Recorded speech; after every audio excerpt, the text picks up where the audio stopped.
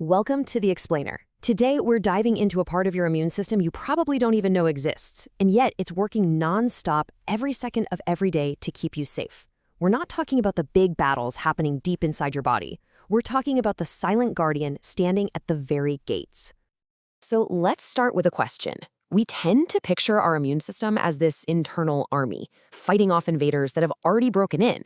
But what if the most important fight, the one that really matters, is the one that stops those invaders from ever getting inside in the first place? How does your body actually stop germs before they even get a foothold? Well, to answer that, we have to look beyond the usual suspects. Beyond our blood and our tissues, we need to look at the huge surfaces that are our very first point of contact with the outside world. I'm talking about our mucosal surfaces. Okay, so this slide breaks it down perfectly. Think of your immune system as having two major branches. On one side, you've got systemic immunity. That's the fortress deep inside your body. It fights germs after they've broken in using soldiers called IgG antibodies. But on the other side, you have mucosal immunity. This is the border wall. It guards all the wet surfaces, your gut, your lungs, your nose, and its whole job is to stop invaders from getting in at all, using a totally different kind of soldier, IgA antibodies. So who is this special forces soldier that's policing a border that, if you spread it all out, is about the size of a tennis court?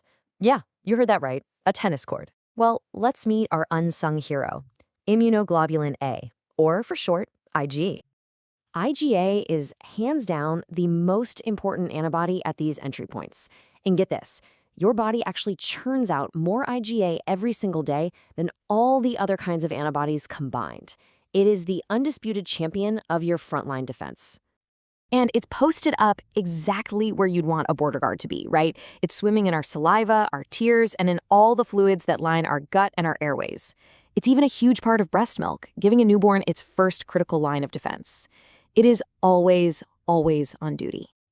But here is where it gets really cool. The IgA at the border is built differently than the IgA just floating around in your blood. In the blood, it's mostly a monomer, just a single Y-shaped antibody.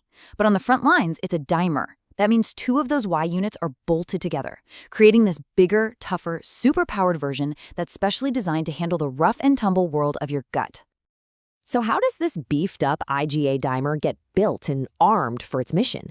How does it become the ultimate guardian that scientists call secretory IgA? Well, it's this incredible little 5-step assembly line. First, two IgA molecules get linked together. Then, this new dimer gets grabbed by a special receptor on one of the cells lining our border wall. That receptor then acts like an escalator, pulling the whole package right across the cell and basically shooting it out the other side, into the mucus where the action is. But that last step, that's the stroke of genius. You see, the transport system itself gives the IgA its final piece of gear. When the receptor gets clipped off at the end, a piece of it stays stuck to the IgA. And this isn't just some leftover scrap metal. This piece is called the secretory component, and it's basically a custom-fitted suit of molecular armor. And this armor is an absolute game changer. It makes the IgA incredibly tough, protecting it from being destroyed by all the harsh digestive enzymes in our gut. It also helps it get a good grip on the mucus so it can trap pathogens. And it can even neutralize some bacterial toxins all by itself. But of course, a defense this good doesn't go unchallenged. The pathogens, the bad guys, they're constantly evolving to try and find a way around it. And that has led to this constant microscopic battle of wits. Yet scientists don't just call this a battle, they literally call it an evolutionary arms race. It's this never-ending cycle of our body building a better defense and pathogens trying to invent a new weapon, playing out on the surfaces of our bodies 24/7. And one of the craftiest villains in this whole story is a bacterium called Streptococcus pneumoniae. It's pretty common, but it can cause really serious stuff like pneumonia and meningitis. And it has evolved a very specific weapon to take on our armored IgA. So check this out. On our side, we have our secretory IgA with its awesome protective armor. The bacteria's weapon? It's a protein on its surface called SPREF-A, and it works like a tiny molecular grappling hook. It's perfectly designed to latch right onto the secretory component, the very armor that's supposed to protect our IgA.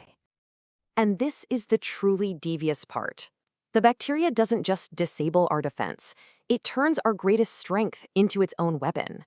By grabbing onto our IgA, the bacteria uses it as a bridge to stick to our own cells, making it way easier to invade. It's a brilliant and kind of terrifying act of evolutionary jujitsu. Okay, so this tiny hidden war has massive real world implications for us. Understanding this border wall fundamentally changes how we think about staying healthy and even how we design things like vaccines. For starters, it helps answer a question I bet a lot of you have wondered about, especially over the last few years. Why can you get a vaccine for something like COVID-19 and still get infected? You might not get really sick, but you still catch it. Well, the answer comes down to that difference between the fortress and the border wall. You see, your standard injected vaccines, like the mRNA shots, are amazing at building up your internal fortress. They crank up production of those IgG antibodies in your blood. But what they don't always do is strengthen the border wall. The IgA response in your nose is often kind of weak and doesn't last long. So the result is the virus can still set up shop at the border in your nose, but your supercharged internal army is ready to crush it if it tries to invade any deeper. And this is exactly why the holy grail for so many respiratory viruses isn't another shot in the arm. It's a mucosal vaccine. We're talking about a nasal spray that could create a powerful, long-lasting army of secretory IgA right there at the point of entry. That could create something called sterilizing immunity, the ability to stop an infection dead in its tracks before it even starts.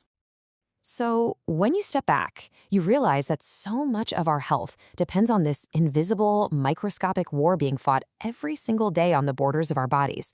It's a war of molecular armor and grappling hooks. And it leaves you with one final thought. As we get smarter about building up our defenses, what's the next move going to be from the pathogens in this ancient arms race?